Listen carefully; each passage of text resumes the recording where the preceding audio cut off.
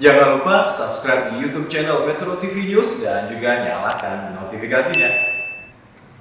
Indonesia saat ini tengah melakukan transformasi besar dalam bidang penyiaran televisi. Hal ini dilakukan dengan perubahan TV analog menjadi TV digital pada 30 April 2022.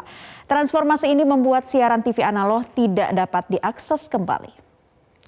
Transformasi besar-besaran ini dilakukan dalam waktu singkat, namun dibagi dalam 3 tahap.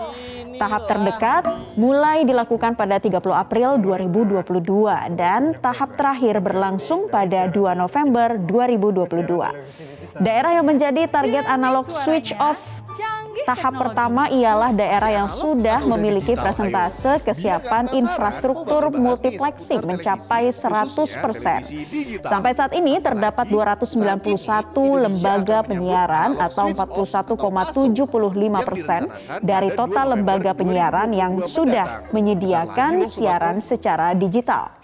Masyarakat pun diimbau mempersiapkan perangkat untuk menangkap siaran digital dengan melakukan pengecekan apakah TV yang dimiliki sudah mendukung layanan TV digital. Layanan TV digital ini bertujuan meningkatkan kualitas penyiaran di Indonesia dan disediakan secara gratis. Itu gunanya buat mengubah sinyal digital yang diterima dari pemancar ke dalam format analog agar dapat ditampilkan. Menggunakan TV analog cukup dengan satu langkah mudah untuk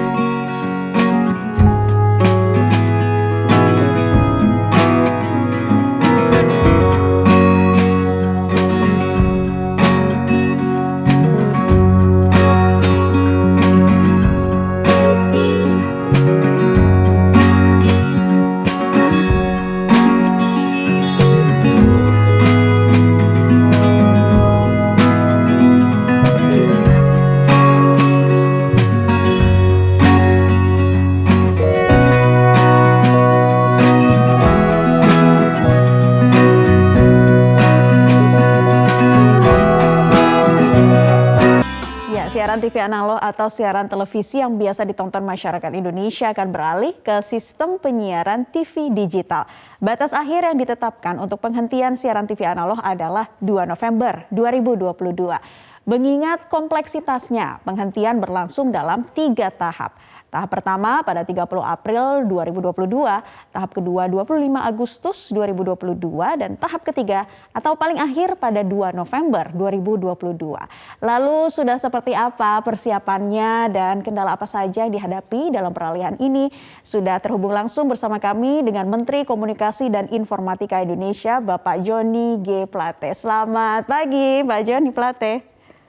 Selamat pagi Naila, selamat pagi pemirsa Metro TV.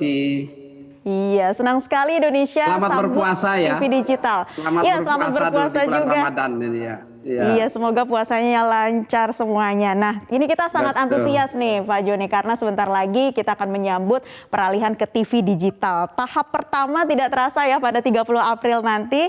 Nah, sebelum kita mengetahui perbedaan secara lebih spesifik mengenai TV analog dan TV digital, mungkin Pak Joni bisa jelaskan dulu apa sih siaran televisi digital?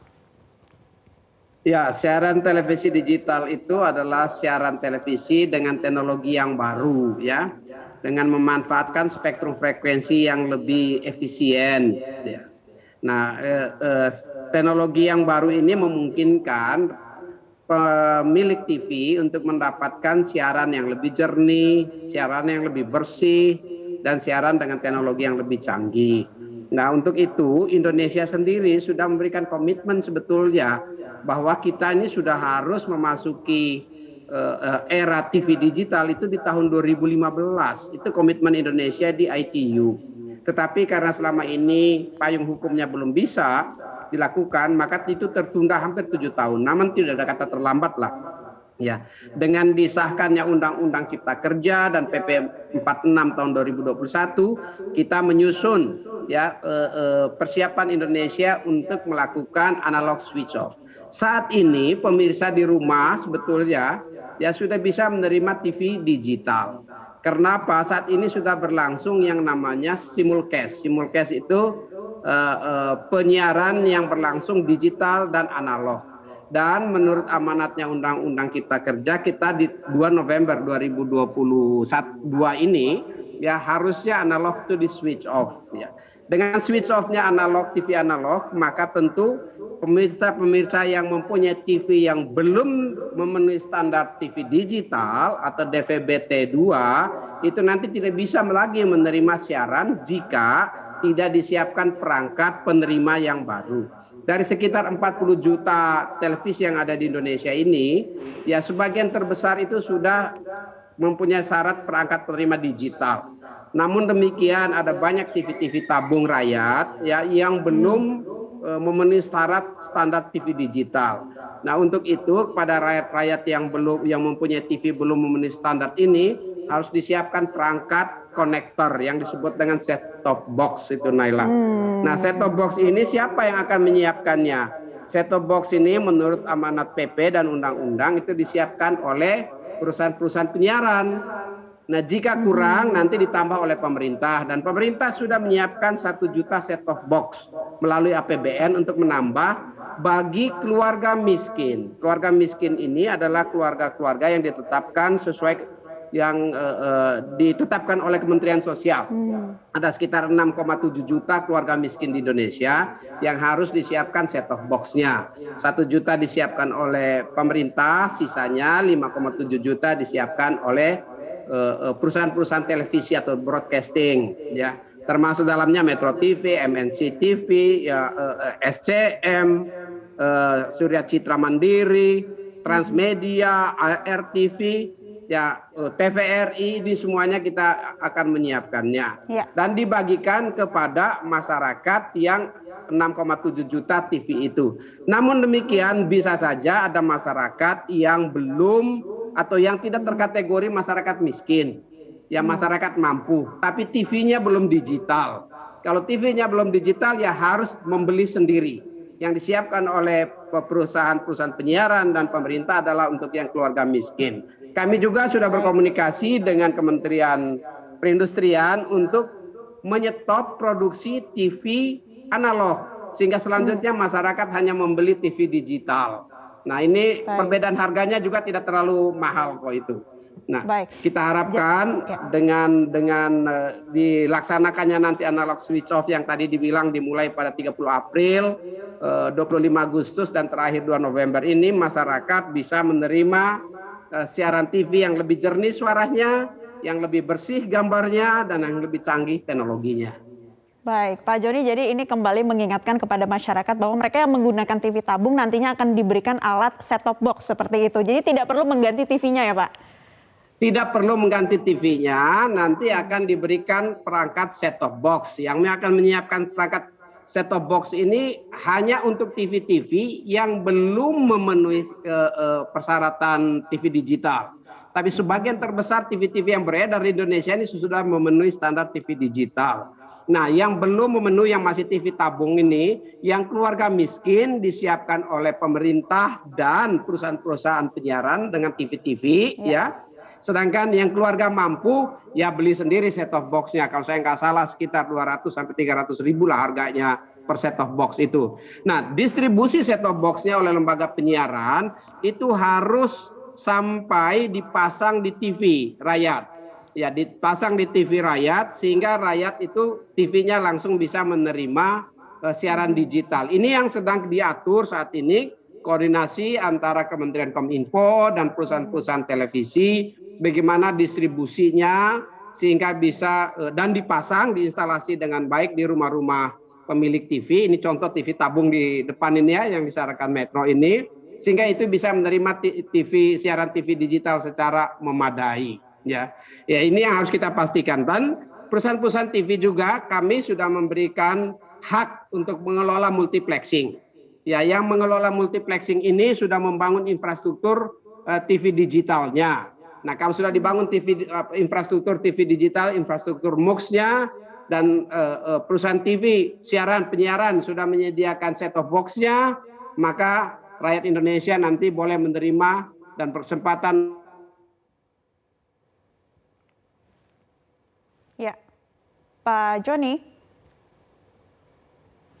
Ya, mohon maaf pemirsa, kami mengalami sedikit gangguan teknis. Tadi apa yang disampaikan oleh Menteri Komunikasi dan Informatika, Johnny G. Plate, bahwa sesaat lagi kita akan segera beralih ya ke siaran televisi digital, di mana tahap pertama akan dimulai pada 30 April 2022 dan nanti tahap akhir atau tahap ketiganya pada 2 November 2022. Dikatakan juga oleh Menkominfo bahwa masyarakat yang masih memiliki TV tabung ini tidak perlu mengganti ke televisi yang lebih canggih, tetapi hanya memerlukan alat khusus, yakni berupa set-top box yang nanti juga menjadi concern dari lembaga penyiaran televisi dan juga pemerintah untuk bisa memberikan atau menyalurkan set-top box ini kepada penerima bantuan, yakni para masyarakat yang kemudian nantinya sudah didata oleh lembaga khusus. Nah, kita kembali tersambung dengan Pak Johnny Plate melalui sambungan telepon. Pak Johnny. Iya, Nadia. Iya, mohon maaf tadi kami mengalami sedikit gangguan teknis. Tadi putus ya, ini gara-gara software update ini. Baik, Pak Johnny, kita lanjutkan perbincangan. Ya. Jadi tadi Pak Johnny sempat mengatakan bahwa sebetulnya Indonesia ini sudah sangat harus berganti peralihan menjadi siaran televisi digital. Selain rencananya yang sudah tertunda selama 7 tahun, negara-negara di dunia juga sudah beralih lebih dulu ke siaran televisi digital. Nah, apa urgensinya saat ini Indonesia harus berpindah ke layanan televisi digital, Pak Johnny? Ya, sangat urgent. Urgent yang pertama yaitu kita segera harus membebaskan frekuensi kita sehingga tidak interference ya atau tidak tabrakan frekuensi di semua wilayah perbatasan kita. Karena di negara-negara tetangga kita misalnya dengan Singapura, Malaysia, Brunei, ya mereka sudah masuk ke TV digital dan frekuensinya mereka pakai untuk telekomunikasi. Nah, ini antara tabrakan antara spektrum frekuensinya TV kita dengan telekomunikasi mereka. Ini di wilayah perbatasan sangat berbahaya. Nah, yang kedua adalah